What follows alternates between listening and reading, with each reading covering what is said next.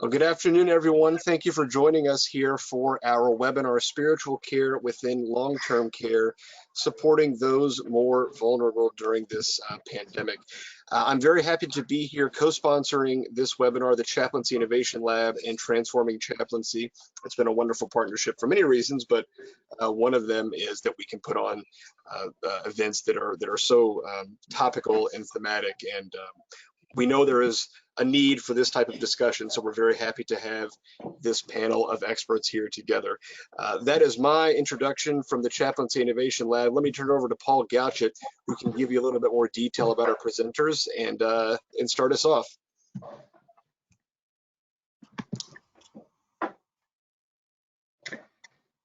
Greetings, everybody. Hi, my name is Paul. I get to be a part of Transforming Chaplaincy through my role as the convener of the Hospice Palliative Spiritual Care Research Network, which is a mouthful. But as many of you know, Transforming Chaplaincy still is this vital organization, thankfully partnering with folks like the Chaplaincy Innovation Lab to do events just like these, especially at such an important time for all of us to stay connected and talking about what is happening within our own specific context. Transforming Chaplaincy continues on with its mission toward moving the evidence base for what is happening within chaplaincy care forward for how it is that we do our work and how we keep trying to do it better together. So in my day job, I am a research chaplain at M Health Fairview and I'm connected with the University of Minnesota Medical Center. Luckily, I have a background in being from Milwaukee, not too long, but for about 3 years. And I'm so kind of pleased to say there's this weird kind of confluence of people from Milwaukee, including our first presenter today, that's Jana Troutman-Miller. I'm going to take a big breath here because Jana's got a lot going on. She is currently serving as the chaplain at St. John's on the Lake Retirement Community, as I mentioned, in Milwaukee, where she's also the chair of the Medical Ethics Committee. She's co-chair of the annual St. John's Symposium on Spirituality and Aging, and is also a spiritual director and teaching faculty at the Hayden Institute for Spiritual Direction. At least speaking for myself, I appreciate your contributions to our larger cognate organizations, where she has served on the board of BCCI since 2004, as co-chair of the Integrated Standards of Practice for Professional Chaplains Task Force, and currently serves on the board of directors for the Association for Professional Chaplains. She's the former chair of the Professional Ethics Committee and is the current chair of the BCCI Commission on Certification. Also with us today is Judith Holmes-Jensen, who I did have the privilege of working with together for a brief time in Milwaukee. Judy there is chaplain, is also an ordained Presbyterian minister at 2 Ascension Living Skilled Care nursing facilities in Milwaukee, and as well as the Brookfield, the suburban area outside Milwaukee, where she serves as the Mission and Values Chair, the local Embedded Ethics Resource Center contact, and is also a member of the System Ethics Committee team. Judy also serves as a member of the Ascension Living Spiritual Care Advisory Committee for Ascension Living, and she has additional specialized training and certification in palliative care, critical incident stress management, bereavement resolved through sharing, and end-of-life and conflict mediation. So thank you, Judy, Jana, and then our final presenter today is Sara Paasche-Orlow, Rabbi Sara, I must say. So there's a little bit here of content. We could say a whole lot more. If you do a little search on PubMed, you'll find some Sara's articles there. She's also, in addition to what's listed here, is a big part of the Hebrew SeniorLife Chaplaincy Institute, which is mentioned there a little bit as the co-founder, as the second bullet point. Why we're so glad that she's here among us is she serves as the director of spiritual care at Hebrew SeniorLife, overseeing a team of chaplains who serve in long-term chronic care hospitals, post-acute and palliative care. And I'm gonna have to admit, I don't know what CCRCs are, so I'm gonna look forward to hearing that. Hospice, home care, and subsidized housing communities across the Boston region. So I'm so pleased that all of you are kindly joining us, and our first presenter, Jana, is here. I'm going to turn it over to you. Thank you. It's good to be here with everyone today. I want to make sure that the slides are getting pulled up so that I can see what I'm saying at any given moment. Like Paul said, I'm Jana Troutman-Miller from Milwaukee.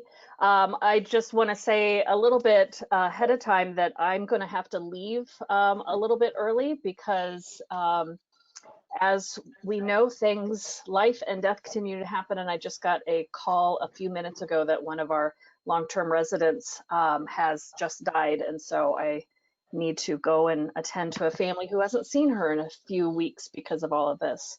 So if you could move the slide to my first slide of the presentation. There we go. So what are we talking about today when it comes to resident and family care during this time of the COVID crisis? For folks working in long-term care, retirement communities, we are talking about residents who live independently, residents who are in assisted living, residents with dementia, those who rely solely on staff for all their cares in a nursing home, residents who are in for rehabilitation, residents who are on hospice, and all of the family and loved ones of all of the above. Those are the folks that we're caring for, the portion that I'll be covering. And with all of this, they may or may not have COVID-19, the COVID-19 virus. And so we find ourselves really balancing a lot of different areas right now, balancing those that may have the virus versus those that don't. And I think one of the things that is unique to being in a situation like long-term care is that we do know our folks. We know them quite well. They are long-term, their family. We're their family. And so in the midst of this, we are in it for the long haul with a lot of folks. The place that I am serving, St. John's on the Lake, is we currently have around 200 to 300 long-term residents who are independent living. We have a 50-bed nursing home and a 25-bed independent living or assisted living. And we're kind of in this weird place too, because we just have built a new 21-story independent high-rise with a new nursing home and assisted living. And in January, our assisted living and nursing home folks moved into their new space. And so it's been chaos kind of since January anyway, and this is just making it even more so. And next week we have 21 new residents moving into independent living. So life continues to go on, and we're just trying to manage all of that in the meantime. Can you go to the next slide, please? So thinking about then what it is that we're dealing with, and the variety of people that we're providing chaplaincy care to. So whether that is somebody in independent living or in our nursing home, right now we're seeing a lot of helplessness. And our independent folks are very independent, and they'd like to be helpful, and they feel like there's nothing they can do right now. They feel like that so much of their independence that they still really cherish has really been taken away because they're unable to get out and do the things that they have been wanting to do for so long. So that then, of course, creates even more isolation and loneliness, a lot of anger and resentment, especially when they're trying to wrap their heads around all of this. This is new. This is something that some of them trust, some of them don't trust is true. And so as we started taking away a lot of the things that we were doing for them, the gatherings, there was a lot of anger around that. There's obviously more confusion, whether it's our dementia residents with dementia or not. People are just confused because everything changes from day to day. One day we can have gatherings of 50, literally the next we're saying 10, and literally the next no gatherings at all. And so trying to communicate that with folks, some who are on their computers, some who aren't, some who have a tough time remembering things from day to day. So there's a lot of confusion. There's a lot of denial. We're trying to, have our residents wear their masks where they go, and some of them are like, this, I'm not going to do this. This isn't. I've been shut up here. It's not going to bother me. So there can be a lot of denial. There's grief and sadness. They're just sad of what's happening around them out in the world. They're sad and they're grieving the loss of friends and family who have died. They're grieving their own losses and not being able to see their family and friends. And on the other side, there's a lot of acceptance too. There's a lot of, we're all kind of all in this together. I'm going to do my part, and me staying in my apartment is one of those ways of doing that. There's some contentment in there. There's some folks that are saying, I'm getting to some things, some projects that I've been putting off. So this is actually a good time for me to get to those. They're hopeful that they'll all get through this together. There's a lot of resiliency. A lot of folks relying on faith. I'm an Episcopal priest, and the place where I'm at, there's a lot of Episcopalians, and I said that there's more good Episcopalians these days because everybody's doing morning prayer online all of a sudden. They haven't done morning prayer in years, and now all of a sudden everybody's doing it. So there's that sense of that relying on faith.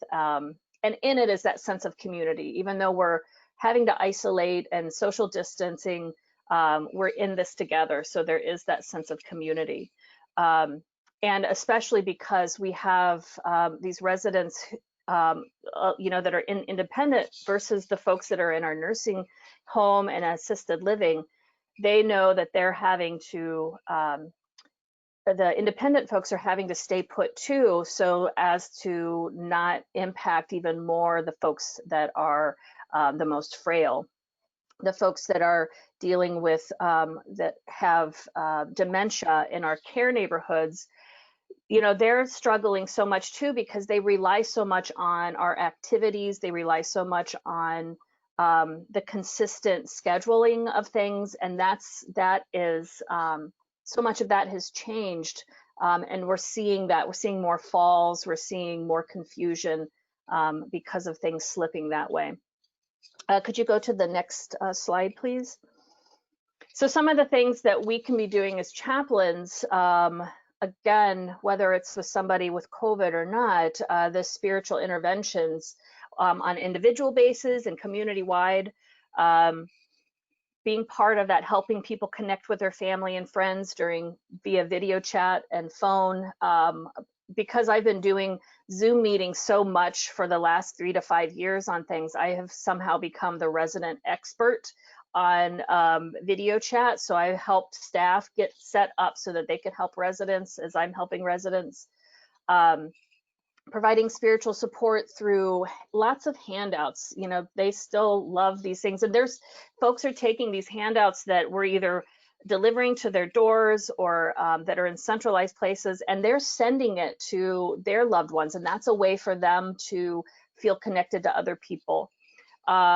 Emailing the resources to those who have a computer. I've set up a YouTube channel that I am recording spiritual things in places around the community that's recognizable, so they feel that sense of community even if they can't get there themselves.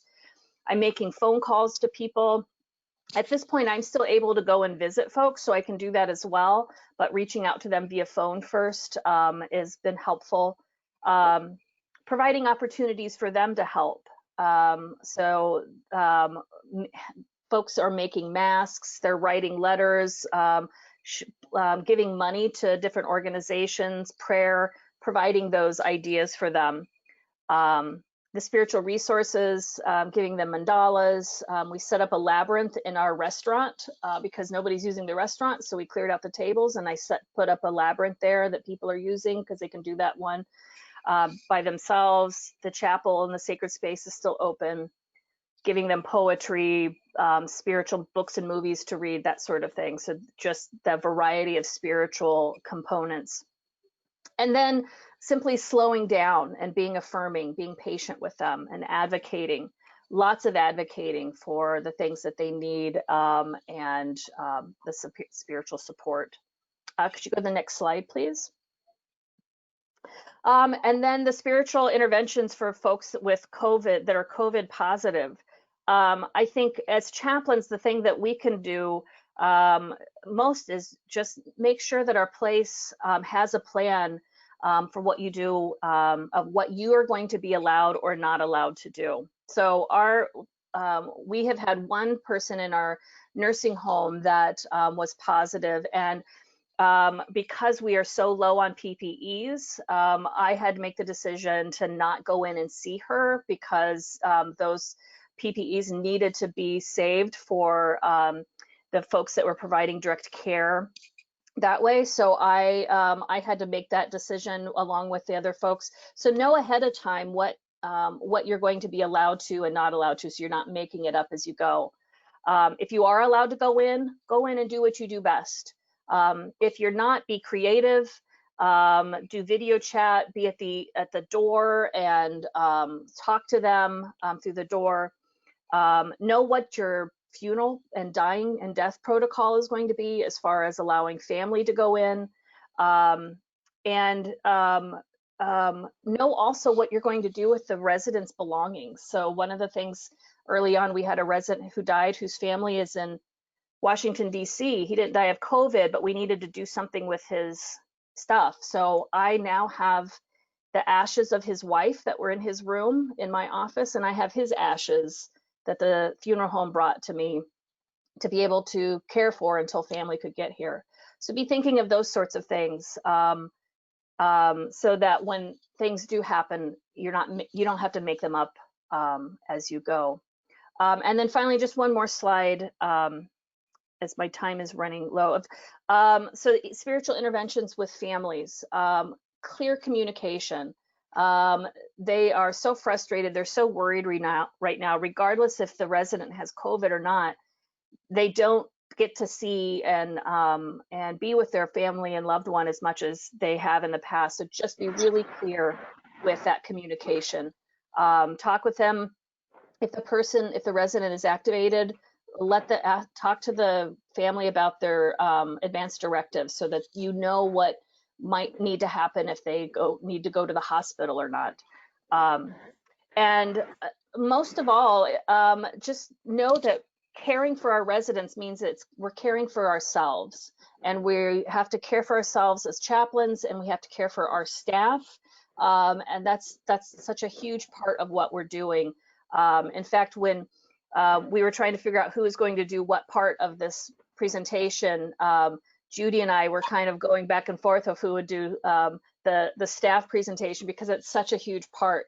So that's my segue into Judy talking about staff support in all of this. If I could interrupt you, Jen, before you go, we had an important question from a participant that wondered about, are you hearing from the residents about that specific fear of COVID entering into your respective spaces and spreading? Sorry for the interruption. No, we actually, the thing that we're hearing it more from staff. Our staff is more worried about it than our residents right now. I think our residents are very concerned about it, but they feel like because the vast majority of our residents are abiding by what they need to do with the isolating and the social distancing, they feel like they're doing what they need to do. And we had somebody in our independent who was tested positive, and she got better. And our person in the nursing home also got better too. So we're kind of an anomaly right now. So I'm kind of, that's great. And I'm hoping that that's not going to also make people feel a little passive about it. Like, oh, look, the two people that we did have got better. So, yeah. It's so helpful, Janet. Thanks for joining us. Blessings for you as you journey back to your facility there. Thank you. Thank you. Good afternoon.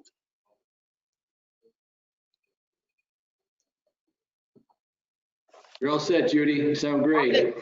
Thank you. It just went completely silent there for a moment. Thank you for having me. I think that segue that Jana gave me about the need for staff care is really appropriate for now. If you would like to switch to the next slide, please. You know, when we were dealing in ordinary times, we were dealing with people dying and there being comfort from the families. Staff felt that while you know, they knew the death was going to happen, but they felt comforted by the fact the family could be there. And while lives were more narrow, staff really enjoys making it as broad as they can for them and encourage people to live as fully as they can. Sometimes first deaths were hard for staff, but there was always support and encouragement from lots of people. And I always made an effort to get in touch with those folks who were experiencing first deaths. Next slide, please. Basically, what we do is we are present. We round, we sit with associates after a death, and I work hard to bring rituals that give meaning to life transitions, things like having a tree that they can tie ribbons on to remember someone who has passed. Just finding different ways of providing those rituals that help ameliorate the griefs that can build up in a nursing home. Next, please. I also worked hard to develop the spiritual resiliency with my staff. Every morning starts out with reflections or an exercise in mindfulness. Twice monthly, every other week, I go around doing 3-minute retreats with various members of the staff. I teach them how to do breathing exercises, and we sometimes in their mandatory meetings have education about emotions, how to deal with anger, how to deal with frustration, and how to deal with grief. Next, staff. Next slide, please. But we are not there anymore. We are in unprecedented times. Last night, I opened up my iPad to find that there was an anonymous tip about a dead body in a shed. It turned out to be not in a shed, but they did find 17 bodies in a morgue that had only room for 4. And the staff was absolutely beside themselves and so grateful that the police came because they felt the police could help them. We are seeing these headlines all over, and I think for long-term care facilities, whether it's independent living, assisted living, or skilled care, staff is extraordinarily anxious. Next slide, please. Part of what is happening for our staff is that there really isn't an oasis. When there's an outbreak of something, they can go home and be free of everything. But now the crisis is at work, it's at home, it's in faith communities, it's with support systems. And so the places where they look to have people support them, they are being kept apart and they are in isolation. And at a time for chaplains, at a time when there is a lot of emotional energy being used, we're being asked to be extraordinarily creative and use technology in ways that some of us have never had to use it before. Further, our support systems are collapsing. They just don't simply have the staff simply doesn't have people in their homes to help. I spent time with one of our CNAs who's a single mom, and you know the challenges of keeping her kids on task with homework and keeping them busy and not letting them get in trouble and work is really overwhelming. She used to have family members who would fill in for babysitting and things like that, and they're not able to do that anymore. And the pandemic is getting closer to home. I dealt with 2 associates who were very upset because their children were now asking questions about death and dying that they hadn't expected. And A favorite uncle is currently in the hospital in the ICU on a vent. And when the kids were worried about him, he said, "Don't worry, it's just a cold." And so now when one of them came down with a cold, they're absolutely terrified. So this pandemic is coming closer and closer. And as we get further into it, the choices are going to have invisible consequences because of an invisible disease. If I'm a single mom, do I go to the grocery store? How, if they're not delivering when I'm home, what do I, just the stuff goes on and on and on as I try and work it out. Next slide, please. We're not seeing it yet, but I anticipate that with the difficult decisions that will come, with the difficult things that they will see, with the lack of comfort from family at the bedside for death, we are going to see things like moral injury, which is a very normal response to a very abnormal event. And it hits at the very heart of how the person understood themselves to be. They never thought they'd be in this situation, and they've had to do something that has been very difficult. The spiritual distress I see in the eyes of the coworkers when they are really trying to find answers to questions when the faith and the life understanding they have no longer fits what the questions are asking. And so they are not unmoored, they're not in crisis, but it is very definitely affecting how people are understanding God in their life, how they are understanding death and God, and whether this pandemic is a test or a punishment, or is it only going to be for certain people, that kind of thing. Next slide, please. We do not have enough PPE in our facilities, either one of my facilities. And so there's a sense that the best practices are being changed to fit the situation rather than the evidence-based protocols. Last week I went into work. I was presented with a surgical mask and a paper bag, and I was told to make it work as long as I could. And no matter when I went out of my office, I needed to have it on. There are questions and anger about why weren't we prepared. And for the folks who work in the long-term care facility, they are getting more and more angry at the way it is being talked about on TV.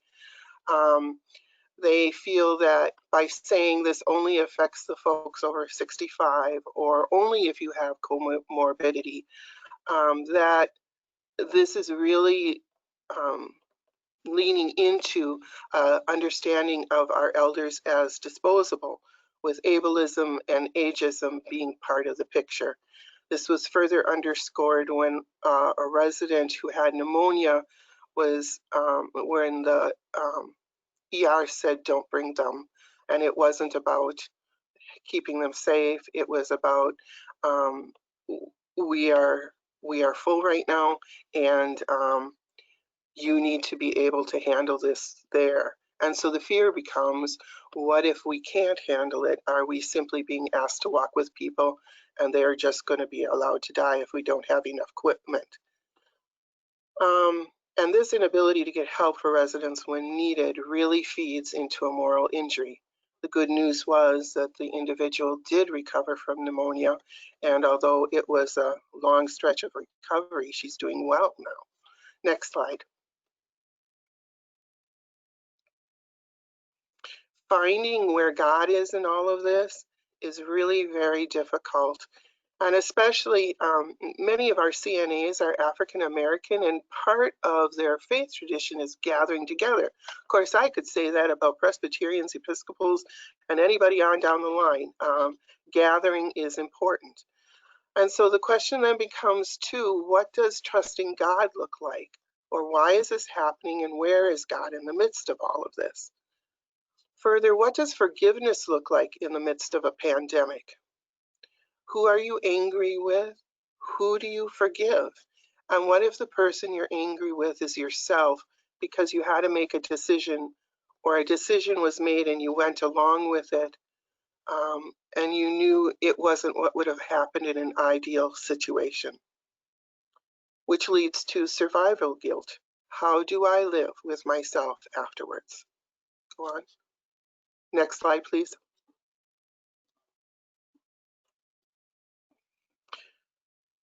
In reality, helping the staff develop spiritual resiliency in unprecedented times is very similar to ordinary times. The content changes, how you do it is a little different, but basically it's the same. You're still helping them with reflections and mindfulness techniques, doing stopping in and checking in and offering little pieces of insight and some sort of a way to stop and take a breath because they are running hard. And in little moments, taking advantage of teachable moments. I mean, I'm not so sure we're going to have a lot of mandatory meetings because we need so many people on the floor, but it is part of the process. And making sure that they have an opportunity to learn and try something different if what they're working with and what they're trying isn't working now. Next slide.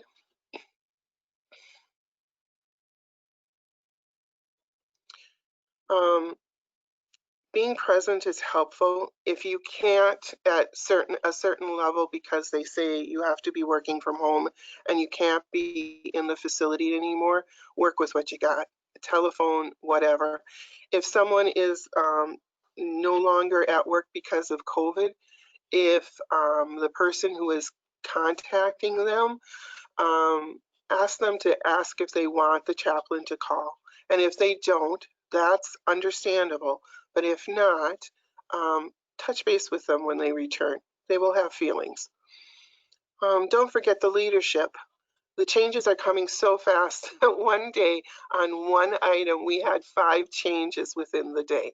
I feel like a top sometimes as the way it turns and turns and turns. I encourage wellness, eating well, rest, exercise, and I am making sure there are plenty of EAP handouts are out and about. Finally, remember that you work in a team, and you may not have an idea of where to get information or help regarding a situation, but somebody else does. So work with them as a team, and also know when and where to refer someone when they're dealing with this anxiety, illness, childcare, and grief. And it's also good to ask how an associate would like their needs met. We often do that for our residents, but finding out what they need is really important and key to helping them cope with the situation. Next, please. Next slide, please. I think that we are not through this whole situation yet, and I think right now everyone's running real hard. So be aware that there might not be time or even energy to process what the staff and the associates are going through. That time will come, and it is important that we are ready and able to hear those stories and feelings. Next slide. Another way you can support staff is by advocating for them. Encourage leadership to find ways to support your staff. Clear and transparent communication. Ascension Living has provided financial support for childcare and elder care for our associates. One of our facilities has made meals free for the staff who are working, so they don't have to think about going out and shopping and doing all of that stuff. Making reflections and meditations easily available on a shared drive or where the folks are eating, wherever you can, so that when they have a moment, they have it at just right at the tips of their fingers. And in all ways, speak to grace and hope and perseverance and gratitude in the midst. Especially grace. None of us are going to do this perfectly, and we are all doing the best we can, and this is so much bigger than all of us. And finally, help to identify folks who have CISM training or other forms of helping people move through trauma, either doing it online or in person. We obviously want to do that right away, but we would like to do it right away, but actually online or in person, however we can help them. Next slide. Finally, remember that you too are part of the staff, that you are an associate, and it is okay to protect yourself. You are not called to be a martyr.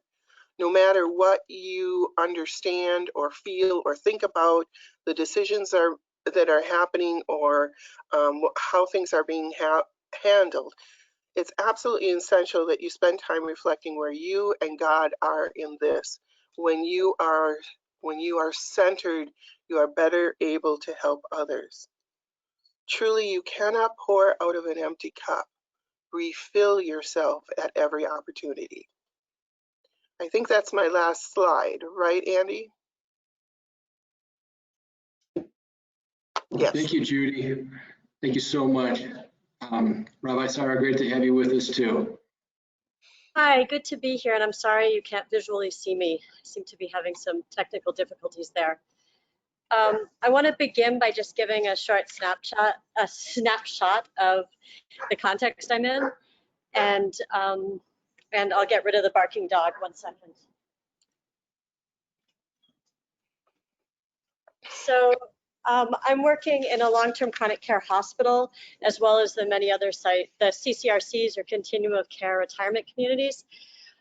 Where we are in this moment is that we have had just completed full testing of 400 patients in the chronic care hospital. And it's unfolding now that we have a large number. It's posted daily on our website, so I'm not going to say it right now, but we have a large number of people suddenly worsening and dying quite quickly in chronic care hospital. That said, at any given time, others are remaining asymptomatic until they get short of breath, and then a few hours later. We have a population that is incredibly acute, but many have been with us for quite a long time. So it's not your normal skilled nursing population, but it is a long-term hospital where people know people over a period of time. The chaplains are bedside and FaceTiming with families. They're with people, with patients as they are passing. And they're supporting staff who are accepting a new routine now that PPE is better in place, and many of those who were initially absent have returned to work. That is, staff who needed to take care of things or who had a family member they needed to take care of before they could return to work. There's also just a lot of sadness by the dramatic losses. Throughout the organization, though, we have some places that are very high right now, meaning we have 2 housing communities that have had no cases whatsoever and have kept people very safe. And even in the long-term chronic care hospital, I was on a call today where it was recognized that we've caught the cases that we have. After a few days of testing, the curve is not going up. The percentages are not getting greater. So there's a feeling of having sort of seen the beast and now working with it. So that's sort of the snapshot. And I'm working with a group of chaplains who serve throughout these sites and for whom the daily situation can be really different. Our continuum of care retirement communities are relatively calm, but there's a tremendous amount of pressure on the staff who are working quite heroically. Please go to the next slide. So the first question I really had to deal with in my leadership was making this decision in the chronic care hospital context as to whether chaplains are essential and whether they were going to be there in person with patients. And that was a hard decision, really, because it did mean spending time with my staff, just saying, you know, are you ready to be up for this? And I have nothing more than incredible respect and admiration for all those who stepped up, and also knowing myself that I'm triage for those folks. So I was ready to be there as well. And then personally, as administrator, handling the tension of, so far I've been utilized, I've had to do a tremendous amount of remote work, but have not been on site alongside the chaplains on my team who have been. I've had whole days where I'm just getting calls from different chaplains on the team and working with them to help them maximize their abilities to do all the things that Jana and Judith have talked about, and just being there to back them up and to hear them and support them, and to be able to transmit the daily changes and updates that are necessary. The other things that were happening at the beginning are, for example, I got the call asking for me to give the information on what the funeral homes were going to require, and figuring out what pandemic funeral home policies were. Similarly, I got the call from our own morgue saying we're coming up on 3 days of Passover, when the first 3 days generally we would possibly not transfer bodies. And I just made the immediate decision that we were going to, and then had to sort of work with staff who felt like that wasn't the sacred thing to do, and just all the ramifications of making religious decisions. That's also true for all the Passover decisions with our kitchens around kosher and all of the things that came with the holiday. So I probably had a week of just managing for Passover and Easter all the organizational level decisions, and making it good and fine and sacred to have sort of pandemic religious observance in place. The next piece was really with our CPE program, deciding that we were going to continue giving students the option to continue working, because our students, thank God, were seen as parallel to our nursing students who were allowed to continue. So we had students choosing to be on site, and really supporting and honoring that choice.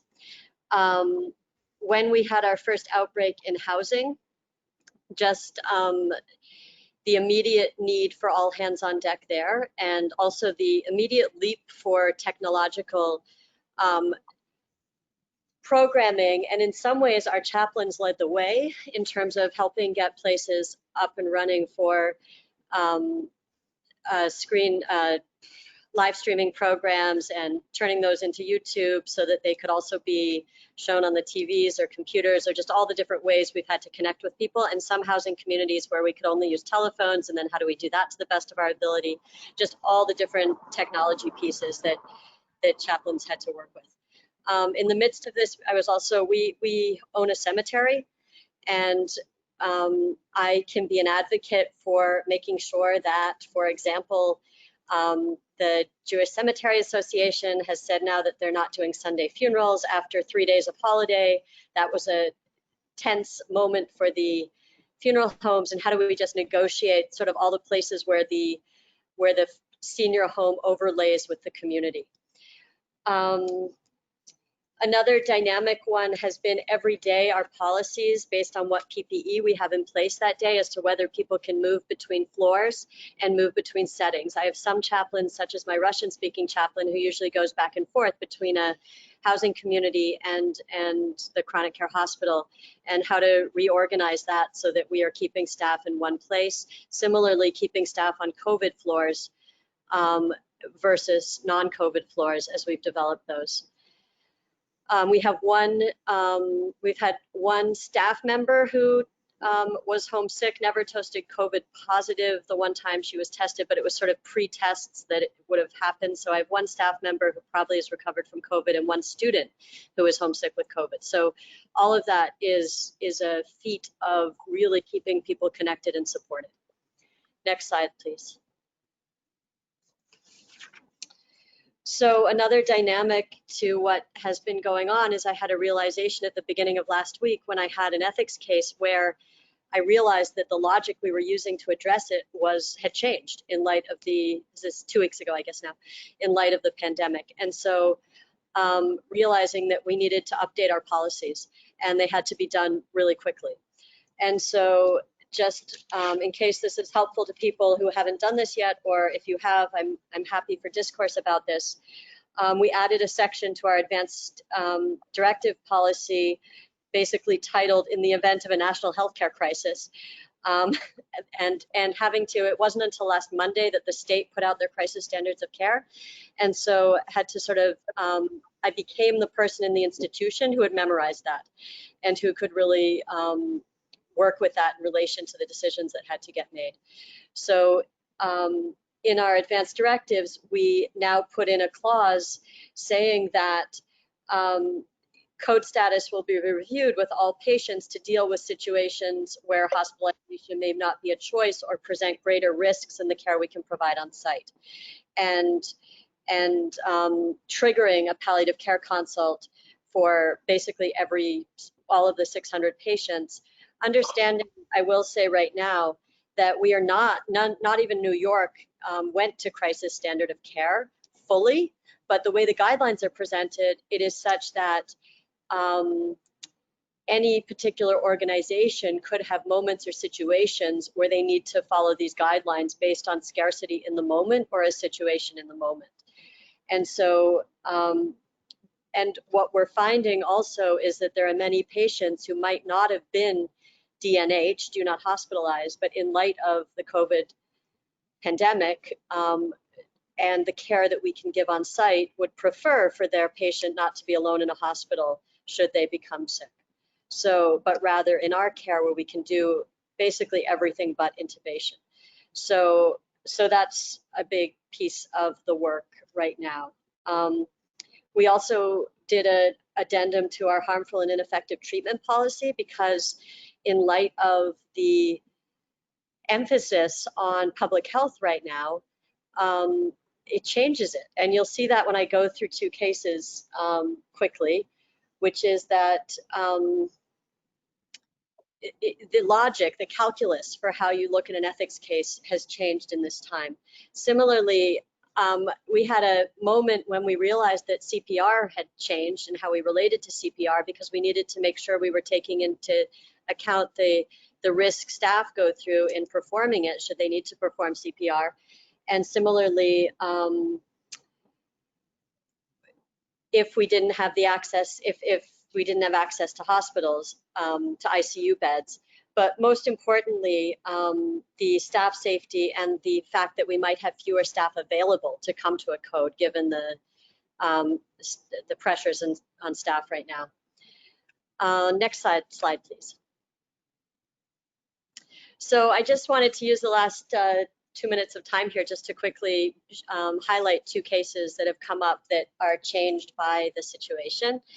The first case is an 87-year-old woman with end-stage dementia, end-stage debility, end-stage dysphagia, and who is really being kept alive because of our honor of the autonomous choices of the daughter.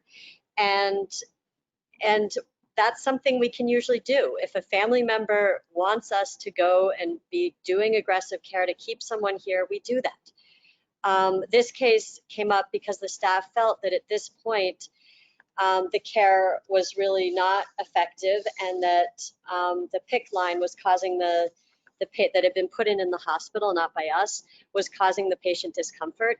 And they didn't want to be doing aggressive care on this woman. They felt like it was making her suffer.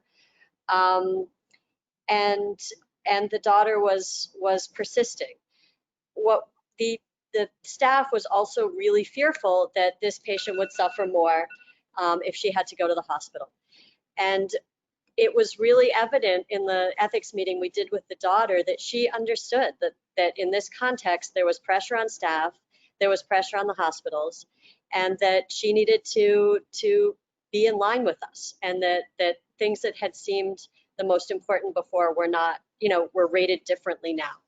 And so reviewing some of these harmful and ineffective cases has been really important to take some pressure off of our staff and realign our balance of care. In doing that, another case that came out very differently, and I'm just about maxing on my time, so I'll just give a quick thumbnail of this.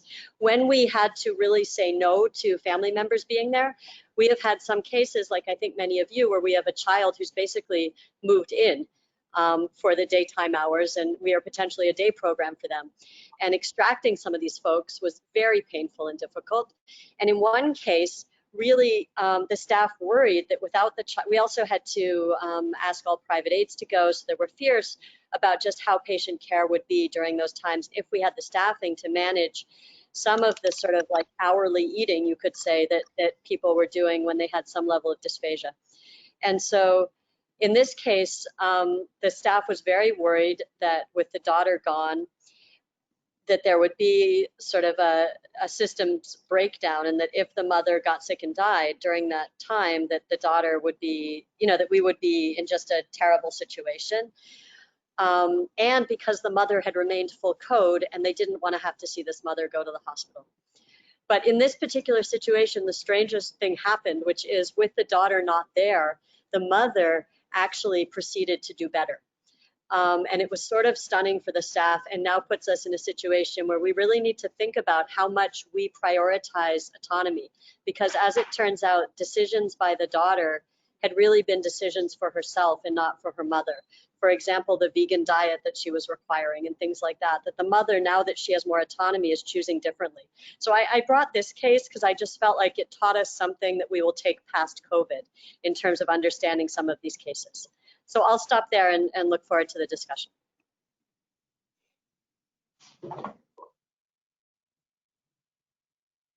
Thank you so much, Sara. That was great, and a cliffhanger of a case there at the end, but a really powerful teaching, especially. Michael, I'm going to request that you kindly, you know what you're doing here with this, all the bells and whistles. If there's some questions from folks, and I don't know if there are. There are. Oh, there are definitely questions. Let me here so I can still see people. And I'll give the proviso as well that, of course, Jana Troutman-Miller had to leave early on to tend to a family. So if the question applies to her, I apologize. We'll have to skip over it. In all of these, I should say, these are all direct. What can we do right now? So I very much appreciate these questions. This person says, my hospice agency has decided that chaplains can only do phone visits with patients and family. However, our nurses and home health aides are out in the field seeing patients. How can I best support our nurses and home health aides? Should I jump in here, Judith, or do you want to go first? Go ahead, Sara. Okay, so our hospice also made that decision. I think that was a national decision. It came down from above because it was different from what we were doing in the organization. And what we have tried to do is, while the chaplain is doing telechaplaincy with patients and the group meetings are on Zoom with staff, but when a staff member can use support individually for grief, there still is the opportunity to meet up with staff individually and give them support. I would say just meeting with the staff members, and when they have their IDT meetings, making sure that they have room to talk about some of the feelings about this. I'm not sure,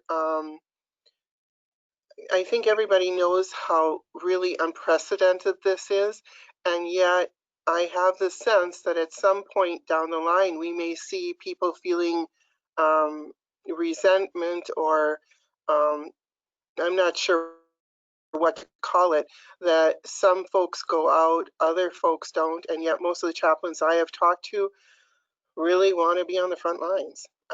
It's other things that's holding us back, like a lack of PPE, and we need to save that for our nurses.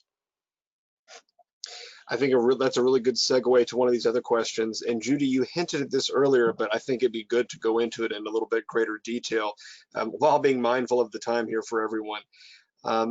One person would like to hear a little bit more about the ethics of caring for ourselves or for chaplains and the mandate of caring for residents. You know, you mentioned this, that you're not called to be a martyr, but of course, everyone is going to have a different, sort of thought on that. So if you could elaborate on that a little bit, this balance between keeping yourself safe, but also being present for residents.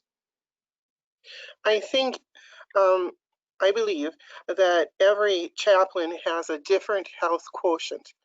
To ask somebody who has some of the vulnerable, some of the issues that make COVID possibly fatal, I think it's okay to be talking with your supervisor about how you might best help the team. We all have different capabilities, and perhaps it isn't about visiting the residents. Maybe it's more about helping the staff and doing newsletters and putting together worship services that are easily transmitted to people and things like that. I just don't. I think chaplains are also valuable to their families, and I think it is important that we honor that they are also people, and that we try our best to balance all of the situations and not just expect that somebody is able to walk into a room like that. I also have, it's been very important that we honor the choices made by the chaplains themselves, and that really the people who are on the front line going in feel confident and that's their choice. That's sort of the odd balance, because I think I was only able to make the decision that they would be essential because I had people willing to do that. And I think given the option for telechaplaincy, although I have to say, with the number of folks with dementia, we had to have some people on. So if the people who usually were in those jobs couldn't be there, then I would have probably stepped up or had found other chaplains to be on site. So I think it is having a bit of enough people to deploy people as is right for them. Our palliative care chaplain, for example, is a little bit older and is not doing in-person care. And that works because other people can be there. And so we're really working, the fact that we're a bigger team is really helping us. It gets a little harder when you're a standalone, but yes, being able to use a team is important. I will apologize to the remaining questions in the queue. We're right up at the top of the hour here, and many people need to move on to other things, especially in the Eastern time zone. We're getting to the end of the workday here. And I'm sure that many people, for those who have the opportunity, it's a good chance to sort of shut down for a little bit here at the end of the week. But thank you both. I'll just say a couple of things here, and then I'll hand it back to Paul. First, again, thank you for your time and your expertise. I keep repeating this over and over for all of our webinars, and that is that, the experts that we have here, they're experiencing it just like anybody else. It's not like you're off somewhere else just giving us your wisdom from on high. So we very much appreciate your time and your energy in sharing in this way. So thank you very much. I want to invite everyone to check out the Chaplaincy Innovation Lab. We do a weekly town hall for chaplains on Tuesdays at noon. Everyone is welcome. We typically have a speaker who says a little bit about their experiences in spirituality and spiritual care. And then it's really just a chance for chaplains to talk to each other and ask, open-ended questions. There's no set theme. It's just a place for chaplains to be. So please do come join us on Tuesdays at noon. You can find that at chaplaincyinnovation.org. Paul, I will hand it to you. Yeah, and I want to continue on the theme of gratitude for the expert panelists. Thank you again so much. And the gratitude to Chaplaincy Innovation Lab as a partner. And next week, there's a webinar that's being done on Thursday the 23rd related to the work or ritual that we all do with one another, especially amid these times. So please join us for that. Check out the Chaplaincy Innovation Lab website. We'd love to see you visit us on the Transforming Chaplaincy website. And please consider joining the Hospice Palliative Spiritual Care Research Network. Thank you so much. Thank you. Thank you, everyone. Oh, one more thing for the people that haven't left.